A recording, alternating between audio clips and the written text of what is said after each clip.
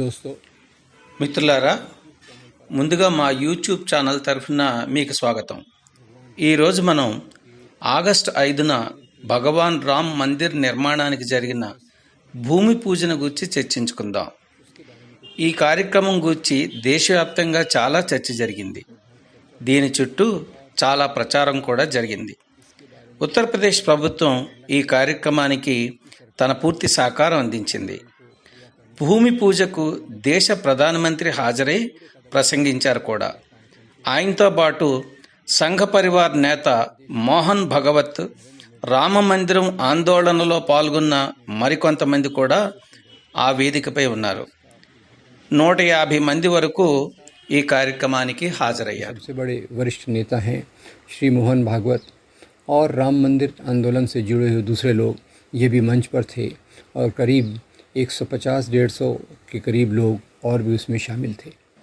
अब जब ఈ భూమి పూజ కార్యక్రమంలో ఎవరైతే పాల్గొన్నారో వారిని గురించి నేను ప్రస్తుతం మాట్లాడదలుచుకోలేదు.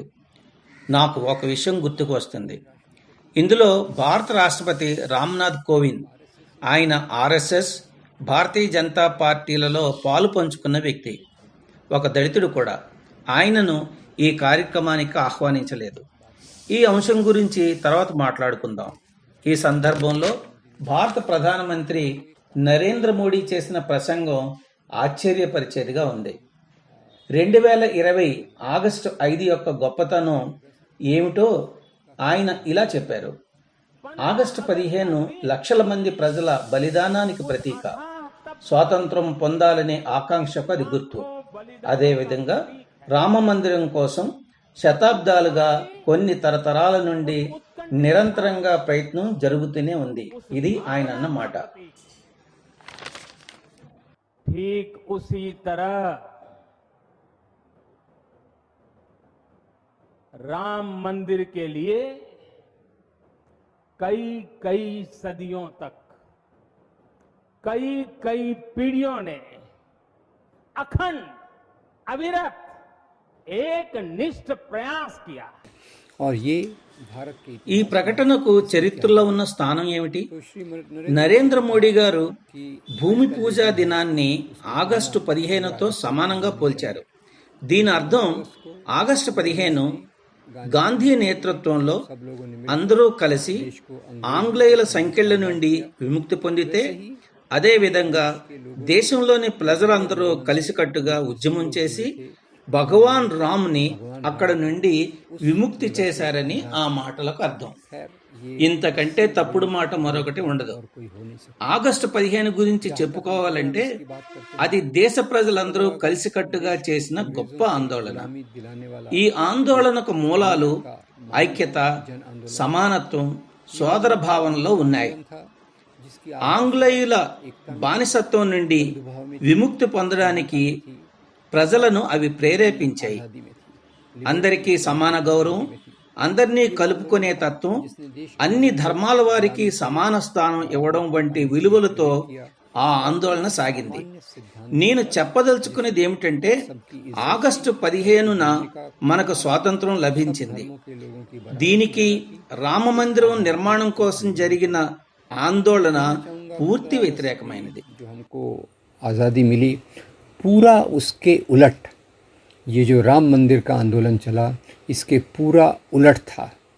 उलट इसलिए था ఎందుకంటే ఇది సంఘ పరివార్ ద్వారా జరిగిన ఒక ఆందోళన. ఇందులో కొందరు కన్ఫ్యూజన్తో చేరిన వారు ఉన్నారు, కొందరు ఇందులో పాల్గొనేలా చేయబడ్డారు. చాలామంది ఈ ఆందోళనకు దూరంగా కూడా ఉన్నారు. ఆగస్టు 15 స్వాతంత్ర ఉద్యమంలో ప్రజలందరూ భుజం భుజం కలిపి ఒక ఐక్యతా భావనతో కలిసికట్టుగా ఉద్యమిస్తే, దీనికి పూర్తి భిన్నంగా సమాజంలోని ఒక వర్గం వారిని భయపెట్టే విధంగా ఇది జరిగింది. ఎంతో హింసకు దారితీసింది. వాటినన్నింటినీ ఈ వీడియోలోనే వివరించడం సాధ్యం కాదు. నేను మీకు గతాన్ని గుర్తు చేస్తున్నాను. లాల్ కృష్ణ అద్వానీ రథయాత్ర మొదలుపెట్టినప్పుడు చాలా హింస చెలరేగింది. 1992 బాబ్రీ మసీద్ కూల్చివేతలో కూడా పెద్ద ఎత్తున హింస చెలరేగింది. ఆ తర్వాత కూడా అది కొనసాగుతూనే ఉంది. సమాజంలోని మైనారిటీలు, ముఖ్యంగా ముస్లింలకు చాలా నష్టం జరిగింది. ఇప్పుడు ఒకవైపు ఆగస్టు 15 ఉంది. అది దేశంలోని వారందరికీ గౌరవాన్ని, సమానత్వాన్ని ఇచ్చింది. మరోవైపు రామజన్మభూమి ఆందోళన ఉంది. ఇది సమాజంలోని అల్పసంఖ్యాకులను భయపెట్టింది. సమాజంలో అందరికీ సమానత్వం అనే చాలా ముఖ్యమైన హక్కును అది నిరాకరించింది. समाज के कमज़ोर तबकों को हाशिए पर डाला और समाज के कमज़ोर तबकों को एक जो उनके मुख्य अधिकार हैं बराबरी के, उससे वंचित रखा.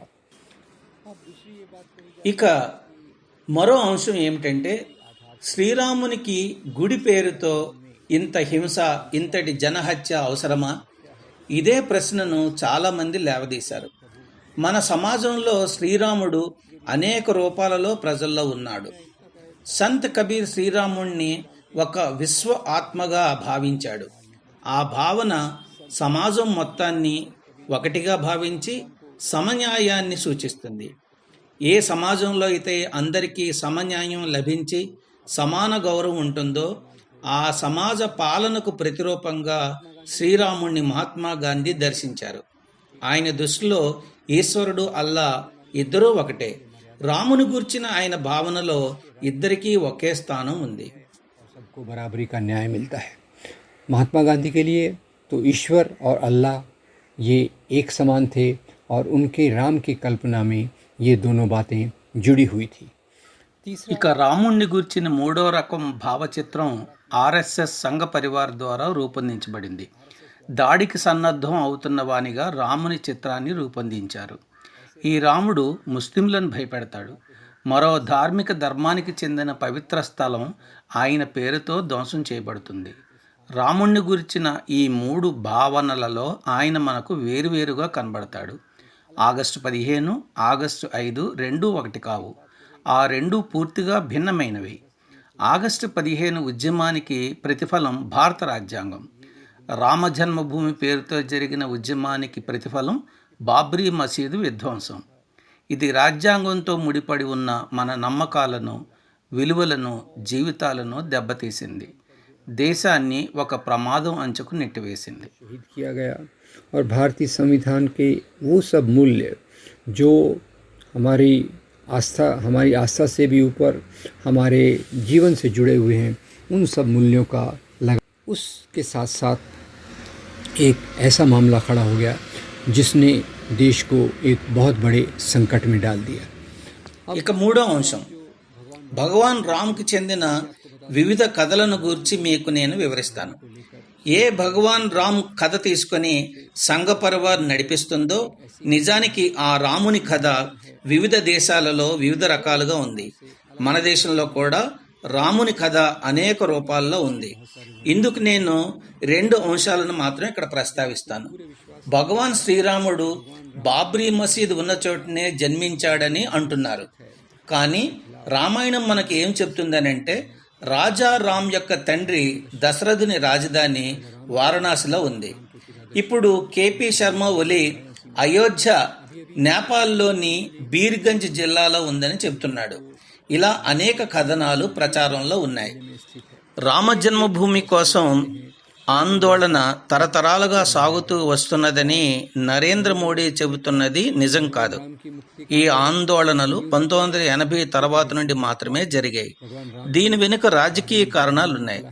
నేను ఇక్కడ ఒక విషయం స్పష్టం చేయదలుచుకున్నాను. నిజానికి ఇది ఒక మతపరమైన ఉద్యమం కూడా కాదు. ఇది ఒక రాజకీయ ఆందోళన. సమాజంలో ప్రాచీన కాలంలో ఆమోదించబడిన ఎక్కువ తక్కువ జాతి భేదాలు, దళితులపై బానిసత్వం, సంభూకిని హత్య, వాలి హత్య, సీత బహిష్కరణ వంటి విలువలు ఈ రాజనీతి ఆందోళనలో మనకు ఎక్కడో ఒక దగ్గర కనిపిస్తూనే ఉంటాయి. की हत्या के थे, बाली की हत्या के थे, सीता को निष्कासन करने के थे. उस प्रकार की राजनीति की झलक भी इन मूल्यों में हमको कहीं न कहीं दिखाई देती है. जहाँ तक ఇక మనం చరిత్ర గురించి మాట్లాడుకోవాల్సి వస్తే, బాబ్రీ మసీదు ఎక్కడ కట్టారో అక్కడే శ్రీరాముని జననం జరిగిందని వివాదం లేవదీయబడింది. బాబర్ జనరల్ మీర్ బక్షి అక్కడే మసీదు నిర్మించాడని చెబుతున్నారు. అయితే మనం చరిత్రను పరిశీలిస్తే ఈ వాదనకు ఎలాంటి సాక్ష్యాలు లేవని నేను నిశ్చయంగా చెప్పగలను. ఆర్కియాలజీ, పురాతత్వవేత్తల మధ్య ఏకాభిప్రాయం లేదు. కొందరు మసీదు తవ్వకాల అడుగున స్తంభాలు కనిపించాయని, దానిని బట్టి అక్కడ మందిరం ఉండి ఉండవచ్చని చెప్పడానికి ప్రయత్నం చేశారు. సుప్రీంకోర్టు సాక్ష్యాలను పరిశీలించింది. నేను సుప్రీంకోర్టు తీర్పులోని కొన్ని అంశాలతో ఏకీభవించలేను, కానీ సుప్రీంకోర్టు 2 విషయాలను ఒప్పుకుంది. అదేమిటంటే, శ్రీరాముని జననం అక్కడే జరిగిందని చెప్పడానికి సాక్ష్యాలు లేవంది. ఇది ఒక నమ్మకం మాత్రమేనంది. నమ్మకాన్ని ఆధారం చేసుకొని సంఘ పరివార్ RSSలు ఒక పెద్ద ఆందోళనను లేవదీశాయి. నిజానికి ఈ నమ్మకం కూడా అంత ప్రాచీనమైనదేమీ కాదు. మన పురాణాలలో భగవాన్ రామును గూర్చిన వివిధ రకాలైన వర్ణనలు ప్రచారంలో ఉన్నాయి. వాటి ఆధారంగా నమ్మకాలు సాగుతూ వచ్చాయి. ये कई सदियों से अलग अलग प्रकार के वर्णन भगवान राम के हमारे पुराणों में मिलते रहे हैं और उसके आधार पे चलते हैं. న్యాయశాస్త్రం దృష్టితో లేదా పురాతత్వ శాస్త్రం దృష్టితో లేదా చరిత్ర కోణం నుండి మీకు నేను వివరించగలను. మిసెస్ AF బ్యావరీస్ రచనలో మనకు మొదటిసారి దీని ప్రస్తావన కనిపిస్తుంది. అది విభజించు పాలించు సూత్రంతో ఆంగ్లేయుల పాలన సాగుతున్న సమయం. మీకు నేను ఈ వివరాలు సర్వేపల్లి గోపాల్ రచన ఎనాటమీ ఆఫ్ కన్ఫ్రంటేషన్ అనే పుస్తకం నుండి ఇస్తున్నాను. AF బ్యావరేజ్ బాబ్రీ మసీదును వివరిస్తూ అక్కడ ఒక ఎస్టారిక్ మార్క్ పెట్టి దిగువన ఒక నోట్ ఇస్తూ ఇంతకు ముందు ఇక్కడ మందిరం ఉండి ఉండవచ్చు అని రాశారు. తిండి పెట్టు రాజకీయాలు నడుపు అనే ఆంగ్లేయుల కూటనీతిలో భాగంగా దీనికి ప్రేరణ లభించింది. కొందరు సన్యాసులు ఘర్షణ పడ్డారు. ఈ భూమి సున్నీ వక్ఫ్ బోర్డుకి చెందిన ఆస్తి అన్నది నిజం. దీనికి సంబంధించిన సమాచారం 1949లో మనకు లభిస్తుంది. 1949 డిసెంబర్ 22 రాత్రి బాబ్రీ మసీదులోకి ప్రవేశించి రాముని విగ్రహం అక్కడ పెట్టారు. వాటిని తొలగించమని జవహర్లాల్ నెహ్రూ చెప్పారు. కానీ అప్పటి యూపీలోని జిల్లా మెజిస్ట్రేట్ KK నయ్యర్ ఆ పని చేయలేదు. తర్వాత KK నయ్యర్ భారతీయ జనతా పార్టీ పూర్వ రూపమైన జనసంఘ పార్టీ తరఫున MP అయ్యారు. అప్పటి యూపీ ముఖ్యమంత్రి గోవింద్ వల్లభ్ పంత్ ప్రధానమంత్రి చెప్పిన చర్యలు తీసుకోలేదు. పండిట్ నెహ్రూ ఏమి చెప్పారంటే, ఆ విగ్రహాలను అక్కడి నుంచి తొలగించండి, లేకపోతే భవిష్యత్తులో అది పెద్ద సమస్యకు మూలం అవుతుందని హెచ్చరించారు. ఆ పని జరగలేదు. ఆ తర్వాత మసీదుకు తాళం వేశారు. 1980 నాటికి కేసు నడుస్తూనే ఉంది. 1980లో షాబానో కేసులో సుప్రీంకోర్టు తీర్పుకు వ్యతిరేకంగా చట్టాన్ని తీసుకువచ్చారు. ఆ తర్వాత ఆందోళన వేగవంతమయ్యింది. ఈ వేగం పెరగడానికి మరికొన్ని సామాజిక అంశాలు కూడా ఉన్నాయి. तब तक कोर्ट का केस चल रहा था, इसमें कोई तेज़ी नहीं आई.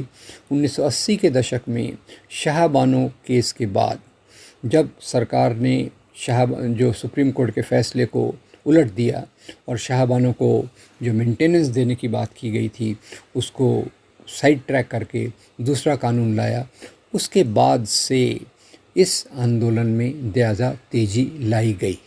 और उस तेज़ी लाई जाने के और भी कारण थे. कुछ यहाँ के सामाजिक परिवर्तन, సంఘ పరివార్ చేపట్టిన ప్రచారం కారణంగా రామ్ మందిర్ ఆందోళన బలపడింది. దీనికి మరో బలమైన కారణం మండల్ కమిషన్. 1990లో VP సింగ్ మండల్ కమిషన్ అమలును ముందుకు తెచ్చారు. దీని ద్వారా ఆయన OBC వర్గాలకు లబ్ధి చేకూర్చే ప్రయత్నం చేశారు. సవర్ణ కులాలలో సమానత్వం కోసం ఉద్దేశించిన మండల్ కమిషన్ను ఎన్నికల గెలుపు దృష్ట్యా ప్రత్యక్షంగా వ్యతిరేకించడం సాధ్యం కాదు గనక పరోక్షంగా ఎదుర్కోవడానికి రామ్ మందిర్ అంశాన్ని బీజేపీ ముందుకు తెచ్చింది. అప్పటి బీజేపీ సీనియర్ నేత అటల్ బిహారీ వాజ్పేయి వాళ్ళు మండల్ని తెచ్చారు, మా వాళ్ళు కమండల్ని తెచ్చారని అన్నారు. ఈ పరిణామాలన్నీ 1992 డిసెంబర్ 6 నాటి बाबरी मस्जिद विध्वंसाనికి की कारण आई. मंडल लाए तो हम लोग कमंडल लाए और इसी की परिणति 6 दिसंबर 1992 को हुई जब बाबरी मस्जिद को शहीद किया गया.